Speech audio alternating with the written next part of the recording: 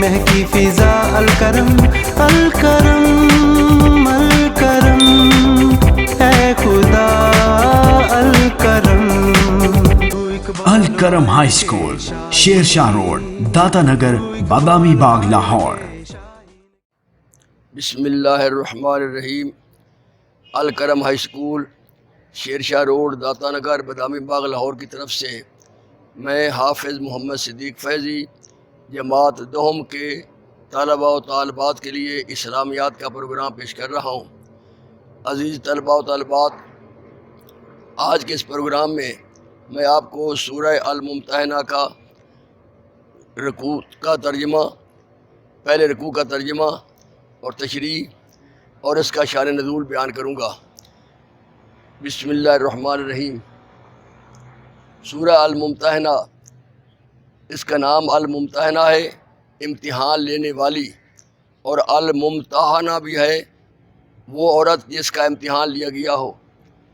اس کے رکوع 2 ہیں، یہ مدنی ہے، اس کے رکوع 2 ہیں، آیات اس کی 13 ہیں، یہ پارہ نمبر 28 میں ہے، اور اس کا نمبر ہے قرآن مجید میں 60۔ اس کے کلمات 348 ہیں اور کل حروف اس کے 1510۔ اس کا شان نزول مختصر یہ ہے کہ صلح حدیبیہ کے بعد کفار مکہ نے وہ معاہدہ توڑ دیا، تو سرکار دو عالم صلی اللہ علیہ وسلم نے صحابہ کرام کو خفیہ طور پر فتح مکہ کی تیاری کا حکم دیا۔ حضرت حاطب ابن ابی بلتعہ، حضرت حاطب ابن ابی بلتعہ، یہ نام یاد رکھنا، حضرت حاطب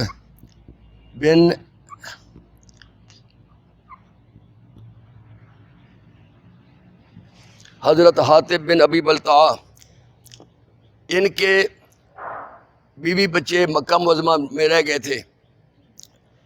انہوں نے ابو سفیان کو ایک خفیہ خط لکھا جس میں یہ بتایا کہ مسلمان فتح مکہ کی تیاریاں کر رہے ہیں، تم سے جو کچھ ہو سکتا ہے کر لو۔ اور وہ خط ایک سارہ نامی مشرکہ عورت کو رات کی تاریکی میں دیا اور اسے کہا کہ جس طرح بھی ہو سکے اس خط کو ایسا چھپاؤ کہ کسی کو پتہ نہ چلے، اور یہ سیدھا ابو سفیان کو دینا ہے۔ اونٹنی بھی دی، اس کو بھیج دیا، وہ چلی گئی۔ سرکار دو عالم صلی اللہ علیہ وسلم نے جب مسجد نبی میں فجر کی نماز پڑھائی تو آپ نے فرمایا صحابہ کرام سے کہ اے میرے پیارے صحابہ کرام، ایک عورت ہمارا خفیہ راز لے کر مکہ مکرمہ جا رہی ہے، تم میں سے کون ہے جو اس عورت کو پکڑ لائے اور اس سے خط لے آئے۔ اب اگلی حدیث کے امام بخاری، امام مسلم اور تمام سیاستہ میں یہ حدیث ہے متفق علیہ۔ حضرت علی روایت کرتے ہیں کہ رسول پاک صلی اللہ علیہ وسلم نے مجھے بھیجا، حضرت زبیر کو بھیجا رضی اللہ تعالیٰ عنہ، اور حضرت مقداد کو۔ ہم تینوں کو کہا کہ گھوڑوں پر سوار ہو جاؤ اور وہ تمہیں وادی خاک میں ملے گی، اس سے خط لے کر آؤ۔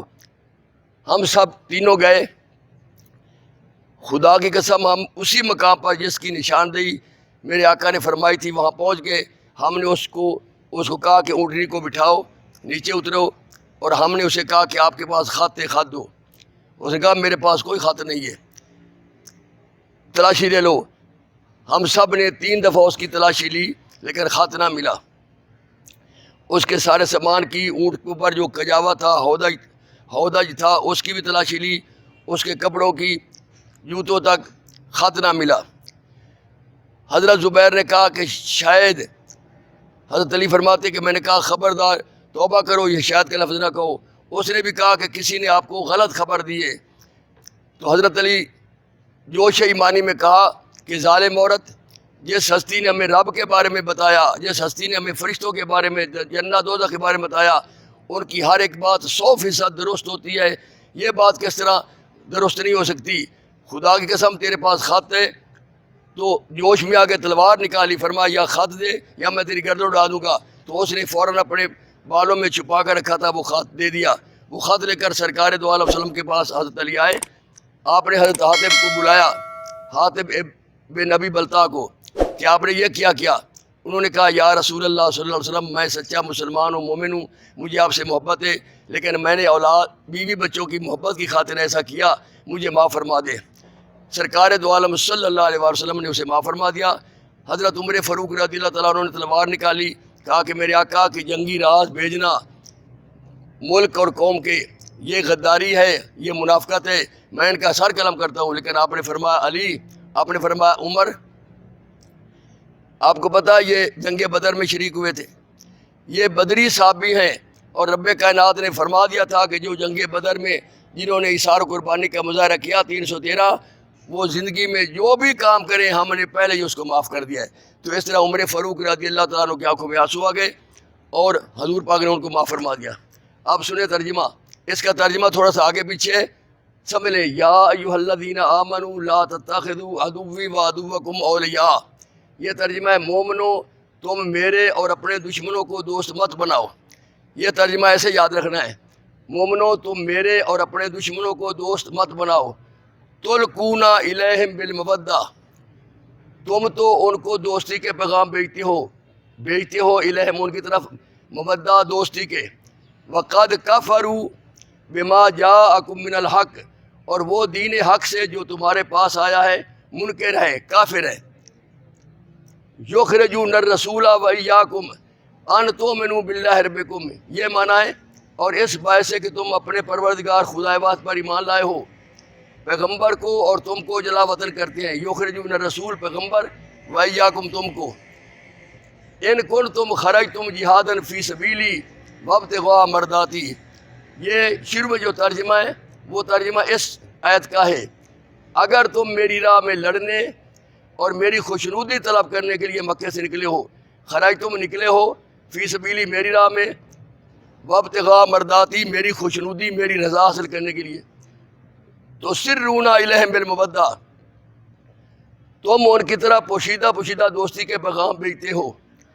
وَأَنَا أَعْلَمُ، اور میں جانتا ہوں، بما اخفیتم وما اعلنتم، اور جو کوئی تم مخفی طور پر خفیہ پوشیدہ اور جو اعلان کرتے ہو، مجھے وہ سب کچھ معلوم ہے۔ وَمَن يَفْعَلْهُ مِنْكُمْ، اور جو کوئی تم میں سے ایسا کرے گا، فَقَدْ ضَلَّ سَوَاءَ السَّبِيلِ، وہ سیدھے راستے سے بھٹک گیا، گمراہ ہو گیا۔ آگے ہے اِن یثقفوکم یکونوا لکم اعداء ویبسطوا الیکم ایدیہم وَأَلْسِنَتَهُم بِالسُّوءِ وَوَدُّوا لَوْ تَکْفُرُونَ، اگر یہ کافر تم پر قدرت پا لیں، اِن یثقفوکم یکونوا لکم اعداء، تو وہ تمہارے دشمن ہو جائیں، وَیَبْسُطُوا إِلَیکُمْ أَیْدِیَہُم، اور وہ ایذا کے لیے تم پر ہاتھ بھی چلائیں اور زبانیں بھی، اور وہ چاہتے ہیں کہ تم کسی طرح کافر ہو جاؤ۔ یہ کافروں کی عادت ہے کہ جب بھی وہ مسلمانوں پر قبضہ کر لیں یا مسلمان ان کے ماتحت ہو جائیں تو وہ مسلمانوں پر ہاتھ بھی چلاتے ہیں، مسلمانوں کو چوریاں کرنا، مسلمانوں کو مارنا، مسلمانوں کو قتل کرنا، پریشان کرنا، اور زبان سے ان کو گالی گلوچ، ان کے خلاف بیان بازی کرنا۔ فرمایا اور ان کی خواہش کیا ہے، وہ چاہتے ہیں کہ تم بھی ان کی طرح کافر ہو جاؤ۔ لن تنفعکم ارحامکم ولا اولادکم یوم القیامہ، قیامت کے دن نہ تمہارے رشتے ناتے کام آئیں گے اور نہ اولاد۔ اللہ فرماتا ہے جو بے ایمان اولادیں، نافرمان اولادیں، وہ قیامت کے دن تمہارے کسی کام نہیں آئیں گے۔ اور اس میں اشارہ حضرت حاتب کی طرف بھی ہے کہ جو اپنی اولاد کی خاطر انہوں نے ایسا راز، جو بہت بڑا سنگین جرم تھا، راز بھیجا، فرمایا یہ اولاد تمہارے کسی کام نہیں آئے گی۔ یفصل بینکم، اس روز وہی تم میں فیصلہ کرے گا، اور جو کچھ تم کرتے ہو خدا اس کو دیکھتا ہے۔ یفصل کا معنی نیک اور بروں میں اللہ فیصلہ کر دے گا۔ قد کانت لکم اسوۃ حسنۃ فی ابراہیم والذین معہ، تمہیں ابراہیم اور ان کے رفقا کی نیک چال چلنی ضرور ہے۔ وہ کیا ہے، اذ قالوا لقومہم، جب انہوں نے اپنی قوم کے لوگوں سے کہا، انا براء منکم ومما تعبدون من دون اللہ، ہم تم سے اور ان بتوں سے جن کو تم خدا کے سوا پوجتے ہو، ان کی پرستش کرتے ہو، پوجتے ہو، بے تعلق ہے، ہمارا تم سے کوئی تعلق نہیں، مسلمان کا کافروں سے کوئی تعلق نہیں۔ من کفرنا بکم وبدا بیننا وبینکم العداوہ، ہم تمہارے معبودوں کے کبھی کافر قائل ہو سکتے، ہم تمہارے معبودوں کے تمہارے بتوں کے کبھی قائل نہیں ہو سکتے، ہم ان کے منکر ہیں، ہم ان کو نہیں مارتے۔ وبدا بیننا و بینکم العداوہ، اور جب تک خدا واحد پر ایمان نہ لاؤ ہم میں تم میں ہمیشہ کھلی عداوت و دشمنی رہے گی۔ ہاں وحدہ الا قول ابراہیم علیہ ابیہ، ہاں ابراہیم نے اپنے باپ سے یہ ضرور کہا کہ میں آپ کے لیے مغفرت مانگوں گا۔ وما املک لک من اللہ من شیء، اور میں خدا کے سامنے آپ کے بارے میں کسی چیز کا کوئی اختیار نہیں رکھتا۔ ربنا علیک توکلنا و الیک انبنا و الیک المصیر، اے ہمارے پروردگار تجھ پر ہی ہمارا بھروسہ ہے اور ہم تیری ہی طرف رجوع کرتے ہیں اور تیرے ہی حضور میں ہمیں لوٹ کر جانا ہے۔ ربنا لا تجعلنا فتنۃ للذین کفروا، اے ہمارے پروردگار ہم کو کافروں کے ہاتھ سے عذاب نہ دلانا، اور اے ہمارے پروردگار ہمیں معاف فرما، بے شک تو غالب حکمت والا ہے۔ واغفر لنا ربنا، ہمیں معاف فرما، انک انت العزیز الحکیم، بے شک تو غالب حکمت والا ہے۔ آخری آیت، لقد کان لکم فیہم اسوۃ حسنہ لمن کان یرجو اللہ والیوم الآخر، تم مسلمانوں کو یعنی جو کوئی خدا کے سامنے جانے اور روز آخرت کے آنے کی امید رکھتا ہو اس سے ان لوگوں کی نیک چال چلنی ضرور ہے۔ ومن یتولی فإن اللہ هو الغنی الحمید، اور جو روح گردانی کرے تو خدا بھی بے پرواہ اور سزاوار حمد و ثنا ہے۔ یہ ترجمہ اور تھوڑی سی تشریح میں نے آپ کو بیان کر دی، مجھے امید ہے کہ آپ نے سمجھ لی ہوگی۔ اس کو بار بار پڑھنا یہ بڑا اہم رکوع ہے۔ دوسرا بھی ہر قیمت پر ان میں سے پیپر میں 1-2 آیات ترجمے کے لیے آتی ہیں 4 نمبر کی، اور معروضی بھی آتی ہے، مختصر سوال بھی آتے ہیں۔ خدا آپ کو اپنی حفظ و امان میں رکھے۔